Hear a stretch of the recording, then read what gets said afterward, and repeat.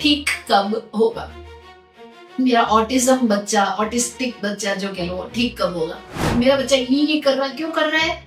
आपको नहीं आता है, इसलिए आपको नहीं पता है कि विजुअल स्केड्यूल। अब मैं किसी को पत्थर नहीं मार रही हूँ, प्लीज मुझे गलत मत समझिए। सीखना पड़ेगा हमें। डिसएबिलिटी, बीमारी, पेशेंट, रिकवरी, इस किस्म के शब्दों की जान छोड़नी पड़ेगी हमें। तो वो समझाने के लिए आपको, क्योंकि आप माँ बाप है, पेरेंट है, रिस्पॉन्सिबिलिटी लेनी पड़ेगी। सबसे ज्यादा जरूरी क्या है यहाँ पर? अपनी सोच को बदलना। ये नहीं सोचना ये कब ठीक होगा, सीखना कि ये करना कैसे है।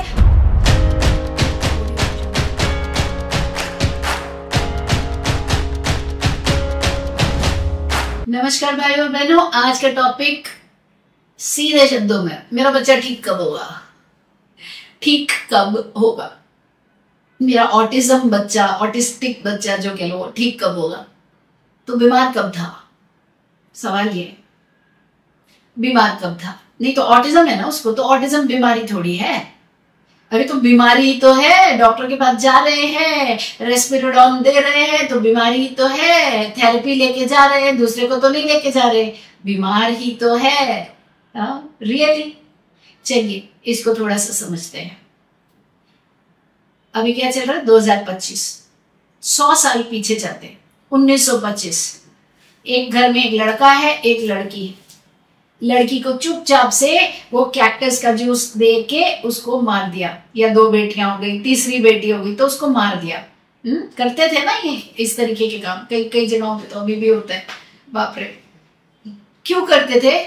क्योंकि लड़की है, कहाँ डालूंगा, क्या करूंगा, कैसे संभालूंगा, दहेज देना पड़ेगा, वो सारा कुछ चलता था इतने साल पहले। उस टाइम पे कोई सोचता था लड़की है ये तो रॉकेट में बैठ के चांद पे चली जाएगी, मार्स पे चली जाएगी, ये तो फाइटर प्लेन उड़ा लेगी, ये तो इंडिया को कुश्ती में रिप्रेजेंट कर लेगी? कोई सोचता था? नहीं। क्यों? क्योंकि वो लड़की है।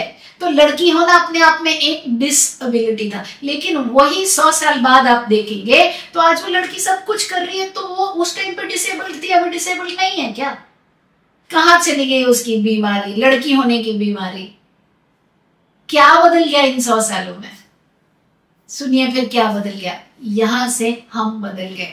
हमको ये समझ में आ गया इसके शरीर की बनावट ऐसी है तो हम इसे नर कहते हैं, लड़का कहते हैं, पुरुष कहते हैं। इसके शरीर की बनावट ऐसी है तो नाम देने के लिए हम इसे मादा कहते हैं, स्त्री कहते हैं, लड़की कहते हैं, जो भी कहते हैं।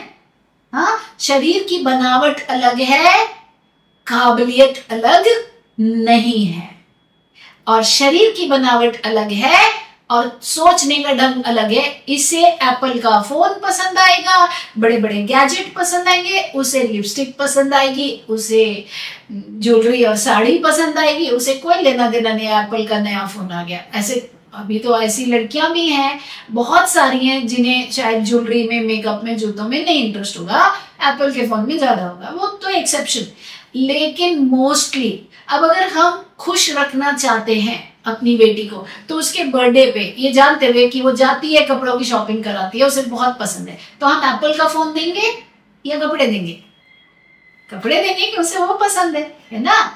तो पॉइंट यहाँ क्या है, इसकी परवरिश ऐसे करेंगे जैसे ये बड़ी हो रही है, जैसे जो इसके लिए सही है, जिससे इसका इमोशनल सही रहे, इसका फिजिकल सही रहे, इसका हिसाब किताब उस हिसाब से। हम इसको मलखंभ में या कुश्ती में नहीं लगाएंगे। हाँ, लगा भी देंगे अगर उसका इंटरेस्ट है, नहीं है तो नहीं लगाएंगे। तो उन चीजों में लगाएंगे जिसमें उसका इंटरेस्ट है ना। तो हमारी परवरिश का तरीका लड़के का और लड़की का जरा सा अलग होगा।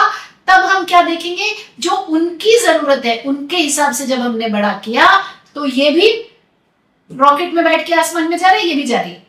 अब यहाँ लड़की की जगह पे ऑटिस्टिक डाल दीजिए, है ना। और ये समझिए आपका ऑटिस्टिक बच्चा, अब आप बोलेंगे पता नहीं क्या बकवास कर रही है लेडी, मेरा बच्चा ये कर रहा है, क्यों कर रहा है? आपको नहीं आता है, इसलिए आपको नहीं पता है कि विजुअल स्केड्यूल। अब मैं किसी को पत्थर नहीं मार रही हूँ, प्लीज मुझे गलत मत समझिए। सीखना पड़ेगा हमें। डिसएबिलिटी, बीमारी, पेशेंट, रिकवरी, इस किस्म के शब्दों की जान छोड़नी पड़ेगी हमें।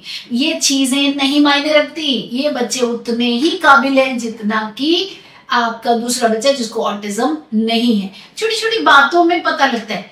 किसी से बात करो, हाँ जी कितने बच्चे आपके, हाँ जी 2 बच्चे हैं। अच्छा छोटा वाला कितने साल का, हाँ छोटा वाला इतने, वो नॉर्मल है। ये जो बॉडी का रिएक्शन हो ना वो नॉर्मल है। क्या मतलब ये नॉर्मल नहीं है? क्यों नॉर्मल नहीं है?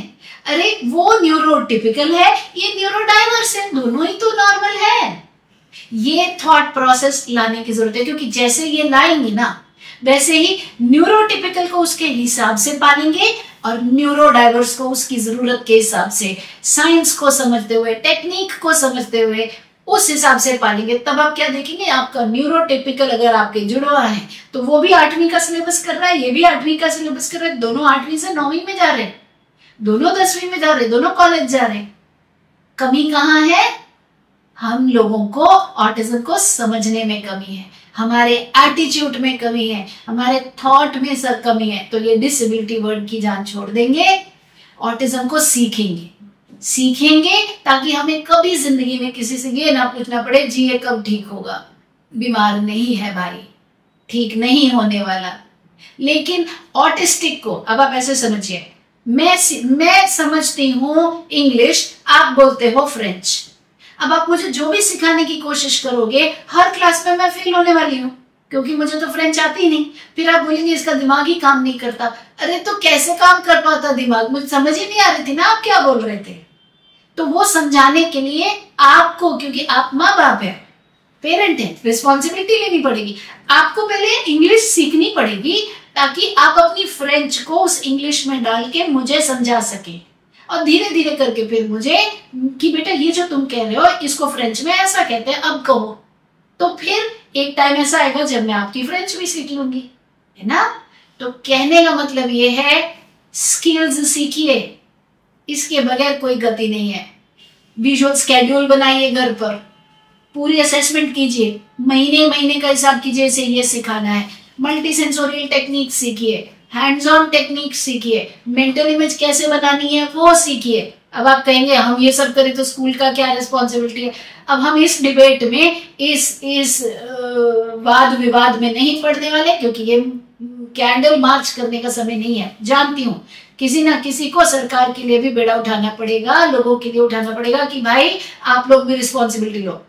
लेकिन जब तक वो नहीं होता तब तक मेरा बच्चा सफर करता रहे और टाइम निकलता रहे और मेरा बच्चा डूब जाए, तो सॉरी, उतनी स्वार्थी तो मैं हूं कि मैं ठीक है वहां पर भी हिस्सा डालूंगी, पर पहले मुझे मेरे अपने घर को तो सॉर्ट करने दो ना, ताकि मेरा बच्चा तो एक तरफ होए। अगर हर माँ बाप ऐसे सोचने लगेगा ना कि कम से कम मैं अपने हिस्से का तो करूं ताकि मैं अपना बच्चा तो सेव कर लूं, उसके बाद जहां कहोगे कैंडल मार्च निकालने अब हम चल पड़ेंगे, और वो ज्यादा सुनेंगे आपकी बात कैंडल मार्च में। क्यों?